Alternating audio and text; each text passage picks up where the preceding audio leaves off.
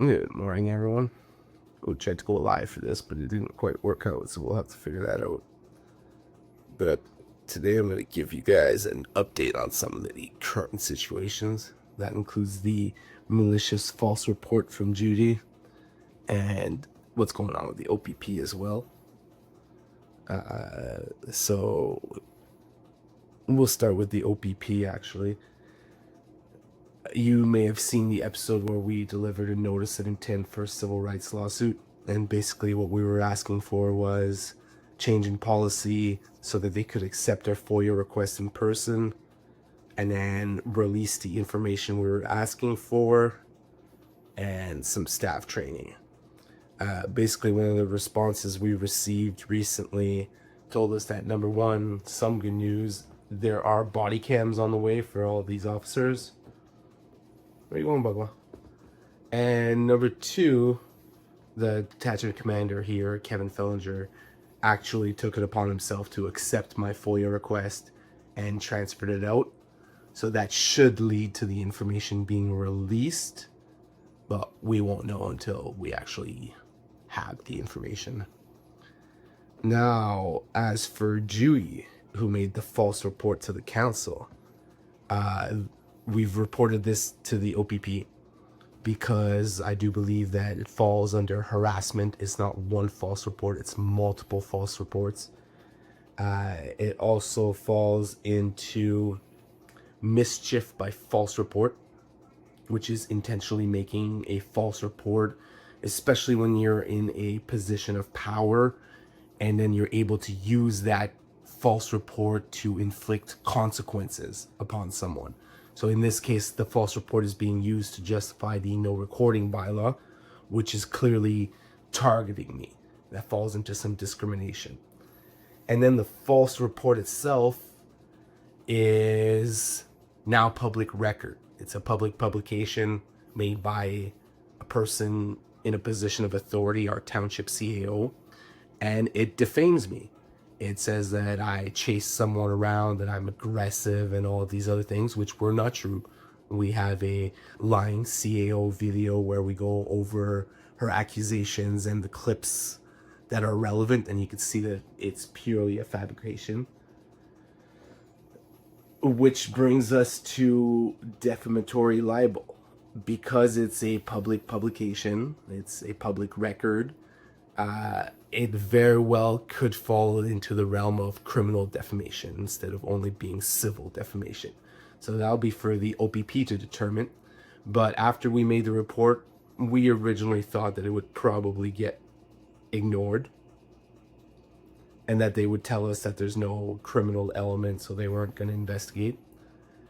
But it turns out that they're at the very least doing their due diligence, and they are asking me, hey buddy, asking me to go into the OPP detachment to give a formal statement, which we will do sometime next week, so we have to schedule it with them. They're going to let me know. I also made the request to bring my own video camera.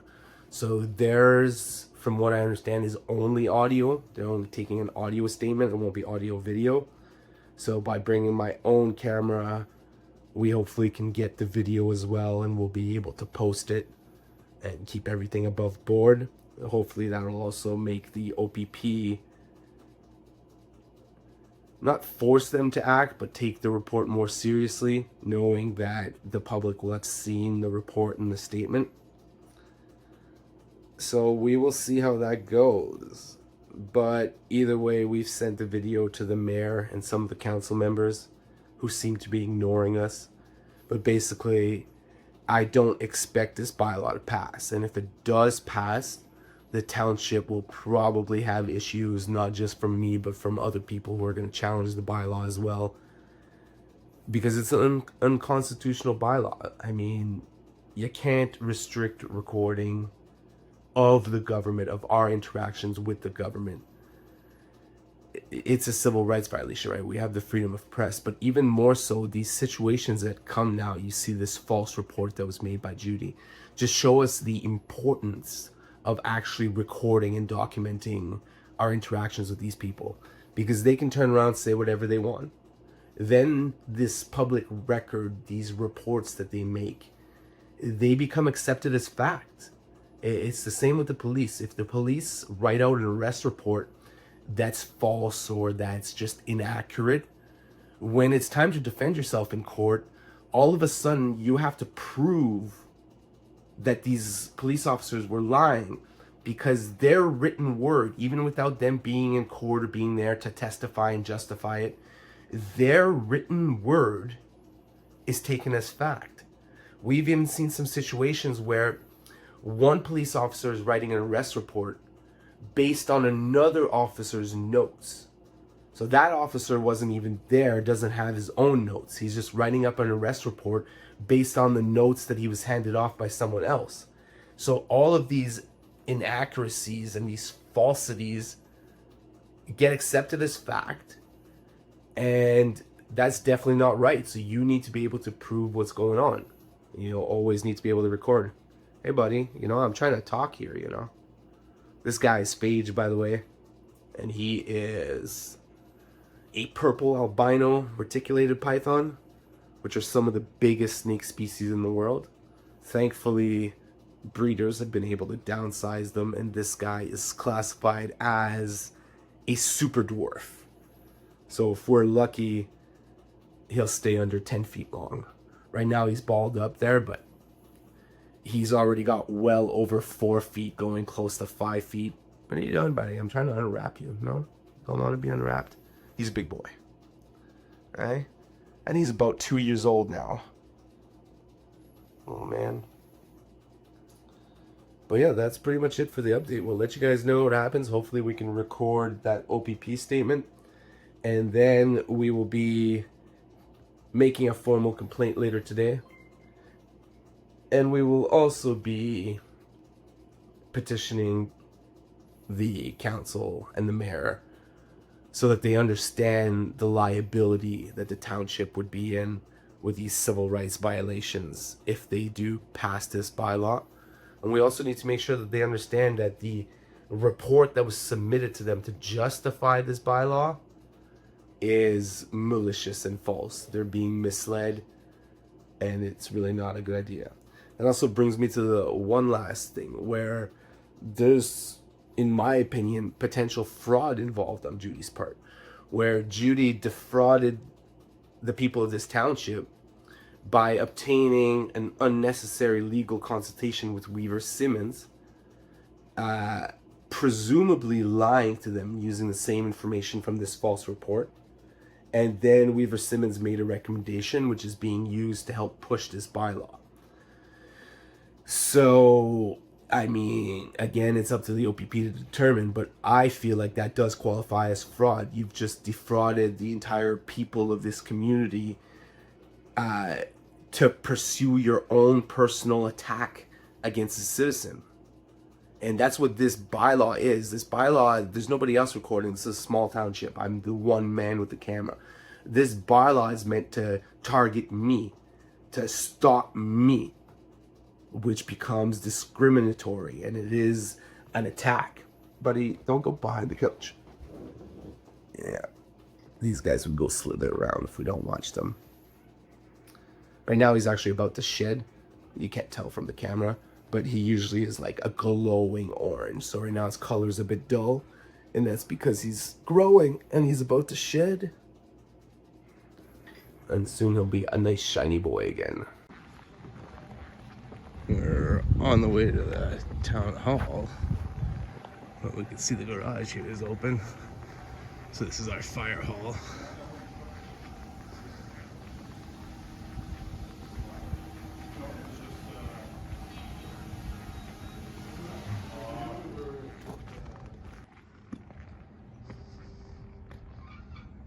And we'll be going in to fill out our complaint form against Judy.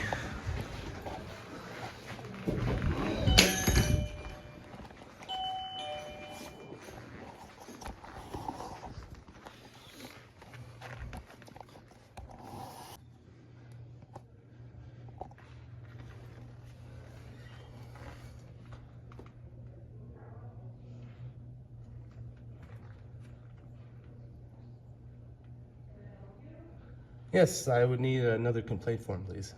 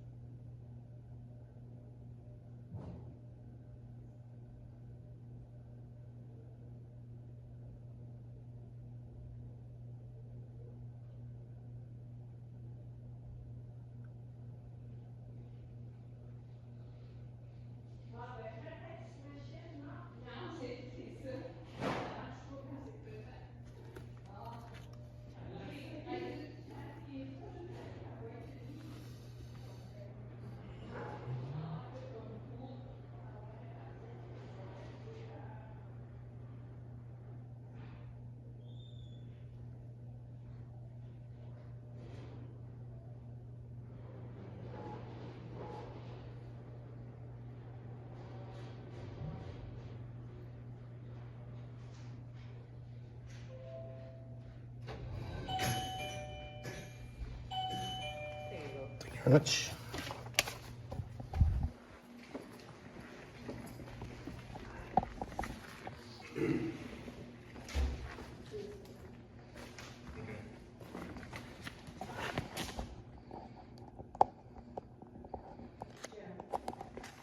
So I'm recording, but I can promise you that I'll mute anything you say out. Alex, I'll call you, okay? Oh, they left.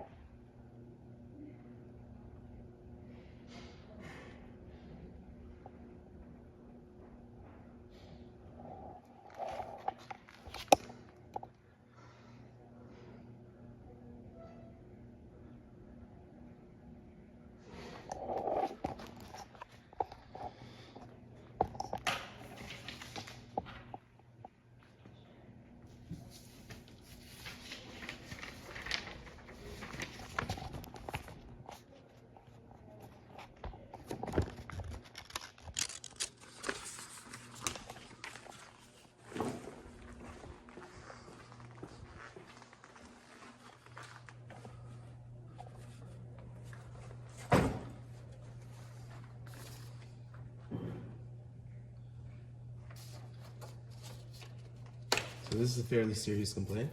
Okay, I'll make sure. It's accompanied by a police report Okay, and a lawsuit coming shortly. Yeah, I'll make sure that they get it. Thank you. Have a great day.